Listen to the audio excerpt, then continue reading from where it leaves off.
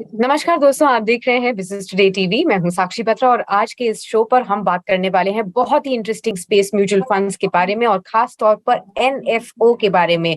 अगर mutual funds की दुनिया में आप अक्सर ये एनएफओ शब्द सुनते हैं और इसको समझ नहीं पाए हैं, तो इस शो पर आपको वो सभी आंसर्स मिल जाएंगे। मेरे साथ बहुत ही खास मेहमान अब जुड़ चुके हैं। चिंतन हरिया है मेरे साथ, head product development and strategy ICICI prudential AMC के, जो कि हाल ही में एक नया एनएफओ भी लेकर आए हैं बाजार में। उनके एनएफओ के बारे में भी बात करेंगे, लेकिन सबसे पहले स्वागत है मिस्टर आर्या आपका इस खास शो पर। तो आज हम जो इस इंटरेस्टिंग स्पेस की बात कर रहे हैं, हमारे सभी दर्शकों को पहले आप ये समझाइए कि आखिरकार ये एनएफओ होता क्या है और ये म्यूचुअल फंड स्कीम्स जो अभी बाजार में ऑलरेडी हैं, जो अक्सर लोग इन्वेस्ट करते हैं जिनमें, उनसे कैसे अलग होता है? शुक्रिया साक्षी। तो एनएफओ यानी कि न्यू फंड ऑफर, अगर एक नया म्यूचुअल फंड स्कीम आ रहा है उसे कहा जाता है। तो आज के जो एग्जिस्टिंग म्यूचुअल फंड स्कीम्स है वो शायद 5 साल पहले 10 साल पहले एनएफओ के द्वारा लाए गए होंगे। तो एनएफओ म्यूचुअल फंड स्कीम का हो या फिर एग्जिस्टिंग म्यूचुअल फंड्स, दोनों सेम ही होते हैं। म्यूचुअल फंड्स में कुछ अलग अलग तरीके के म्यूचुअल फंड्स होते हैं। कुछ होता है एक्टिव म्यूचुअल फंड्स, कुछ होता है इंडेक्स फंड्स और ईटीएफ्स। तो वो अलग अलग तरीके के होते हैं, इक्विटी, डेट। पर अगर हम एनएफओ की बात करें तो एनएफओ एक म्यूचुअल फंड, नया टाइप का म्यूचुअल फंड है, उसे लाने का एक जरिया है। और वो एनएफओ पीरियड जब खत्म हो जाता है उसके बाद वो नॉर्मल म्यूचुअल फंड की तरह ही अपना काम करता है और लोगों को एक ऑप्शन देता है कि कुछ अलग सेक्टर या थीम आपको आपके पोर्टफोलियो में जुड़ने का मौका मिले।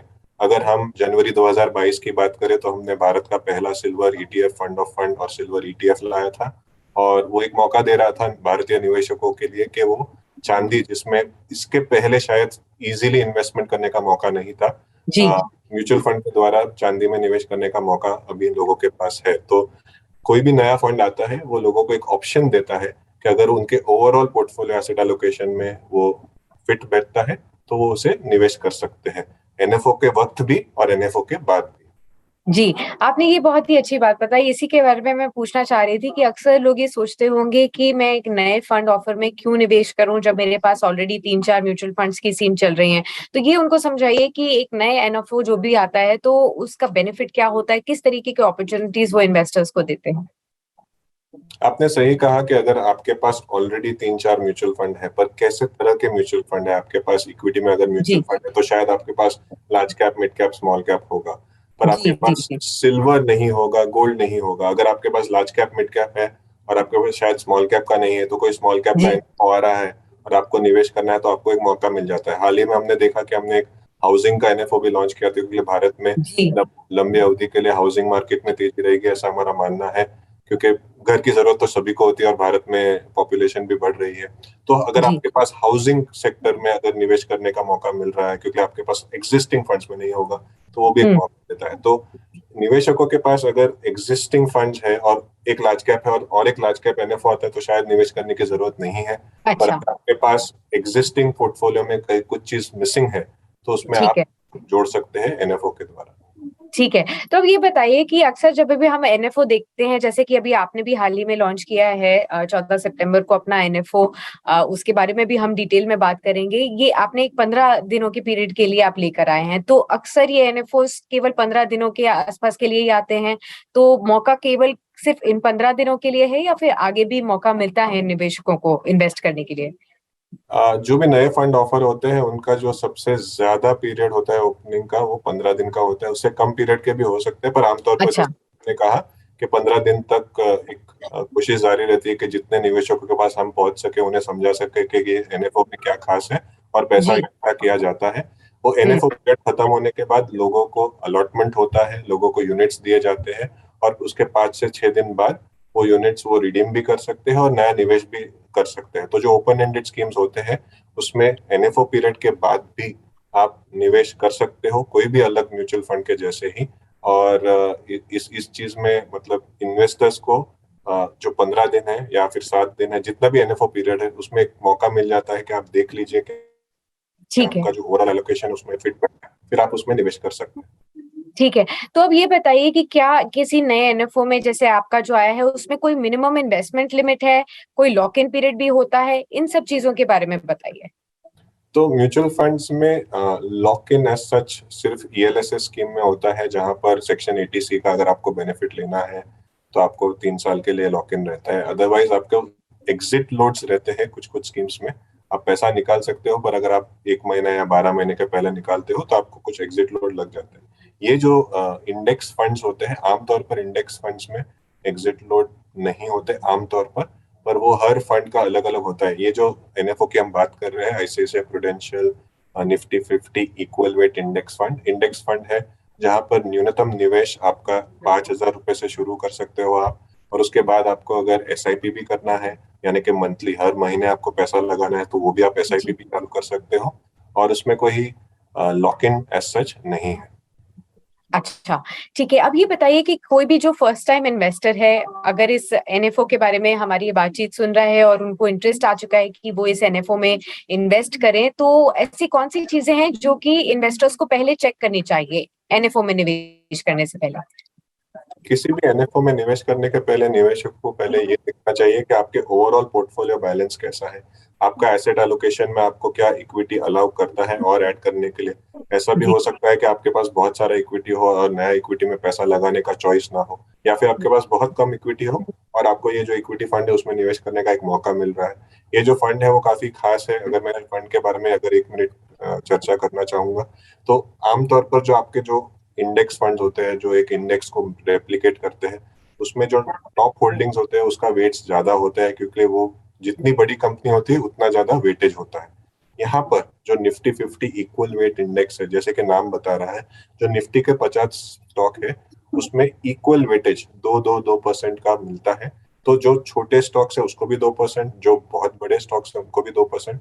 तो जब मार्केट में एक ब्रॉड बेस्ड रैली आती है, जैसे कि हमने देखा मेटल स्टॉक्स बहुत चले, या फिर जो एनर्जी स्टॉक्स छोटे हैं वो भी चले, तो उनमें ठीक है। नॉर्मल मार्केट से वेट ज्यादा होने के कारण आपको रिटर्न अच्छा बन सकता है। तो ऐसी खास बातें आपको एनएफओ में मिल जाती है, और आपका अगर ओवरऑल पोर्टफोलियो में आपके पास मौका है तो आप उसे जरूर ऐड कर सकते हैं। ठीक है। तो आप किन किन निवेशकों को सलाह देंगे कि वो इस एनएफओ में इन्वेस्ट करें? किन के लिए अपॉर्चुन मोमेंट होगा ये इस एनएफओ में इन्वेस्ट करने के लिए? तो निवेशकों को सबसे पहले तो अपना ज्यादातर हिस्सा डायनेमिक एसेट एलोकेशन फंड्स में होना चाहिए, जैसे कि बैलेंस एडवांटेज फंड कैटेगरी है। उसके बाद जो उनके पास है तो flexi cap category, value category में उन्हें निवेश करना चाहिए। उसके बाद जब बचता है उनके पास पैसा, तो 50% हम कहते हैं balance advantage fund, 30% flexi cap और वैल्यू स्पेशल सिचुएशंस में आप लगा सकते हैं। फिर जो 20% बचता है उसमें से 10% आप सोना और चांदी यानी कि गोल्ड और सिल्वर में 7%, 3% की मात्रा में आप शायद लगा सकते हो, आज के जो भाव है उस हिसाब से। और जो ठीक है। 10% जो बचता है वो आप जरूर ये फंड में, अगर आपके पास इक्विटी में निवेश करने का चॉइस है आपके पोर्टफोलियो में, तो आप इसमें निवेश कर सकते हो। सभी तरीके के इन्वेस्टर्स कर सकते हैं, पर आपके पास दो चीज होनी चाहिए, एक तो पेशेंस, और दूसरा जब बाजार का उतार चढ़ाव होता है तो उसे जी। झेलने की क्षमता भी आपके पास होनी चाहिए। जी, ये आपने बहुत ही इम्पोर्टेंट बात बताई है, क्योंकि अक्सर लोग वॉलेटिलिटी को देखकर अपना पैसा निकाल कर बाहर चले जाते हैं। तो उनके लिए आपने बहुत ही अच्छी राय बताई है कि कभी भी आप एनएफओ में निवेश करें, म्यूचुअल फंड में निवेश करें, तो एक पेशेंस के साथ इन्वेस्ट करें, क्योंकि ये लॉन्ग टर्म का गेम है, शॉर्ट टर्म का नहीं है। लॉन्ग टर्म में आपको काफ़ी ज़्यादा रिटर्न्स मिल पाते हैं, और जैसे अभी मिस्टर आर्यन ने ये भी बताया कि वॉलेटिलिटी से आपको घबराना नहीं है, हर उतार-चढ़ाव से आपको बेनिफिट ही मिलेगा किसी न किसी तरीके से, जो आपका लॉन्ग टर्म का म्यूचुअल फंड का निवेश होगा। तो अब मिस्टर हारिया ये बताइए कि ऑलरेडी स्टॉक मार्केट्स में हम देख रहे हैं कि near to record high levels अभी हम काम कर रहे हैं। तो ऐसे में अभी मार्केट्स में आगे किस तरीके का आउटलुक आप देखते हैं? अभी तक हमने ग्लोबली भी इमर्जिंग मार्केट्स को आउट परफॉर्म किया है, कई डेवलप मार्केट्स को भी आउट परफॉर्म कर रहे हैं। तो ऐसे में क्या इस तरीके की आउट परफॉर्मेंस भारतीय मार्केट्स में एक्सपेक्टेड है आगे भी जाते हुए, और क्या किस तरीके के रिटर्न्स एक्सपेक्ट कर सकते हैं लोग? बिल्कुल, अगर हम पिछले 1-2 सालों से देखें तो भारत का प्रदर्शन बहुत ही सराहनीय रहा है। इक्विटी मार्केट्स में भी, करेंसी मार्केट्स में भी, इकोनॉमी में भी। और उसका श्रेय जाता है कि हमारे पास जो यंग पॉपुलेशन है, वर्किंग पॉपुलेशन है, वो भी ग्रो हो रही है। और इन जनरल भारत में जो वेल्थ क्रिएशन हुआ है पिछले काफी सालों से, उसका एक आउटपुट आज देखने को मिल रहा है। हमारे पास सेल्फ सफिशिएंसी इन फूड भी है, यानी कि खाने की सेल्फ सफिशिएंसी भी है, और एनर्जी में। अगर आप यूरोप में होते तो आप देख रहे हो कि यूरोप में एनर्जी का क्राइसिस चल जी, रहा जी। है। अमेरिका की मार्केट्स धीमी हो रही है। चाइना में अपने इंटरनल प्रॉब्लम्स है।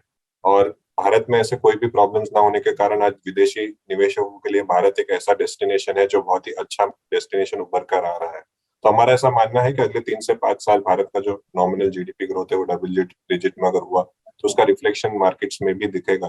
और कितना रिटर्न्स मार्केट में बनता है वो एक अच्छा प्रश्न है, उसका उत्तर बहुत ही सिंपल है।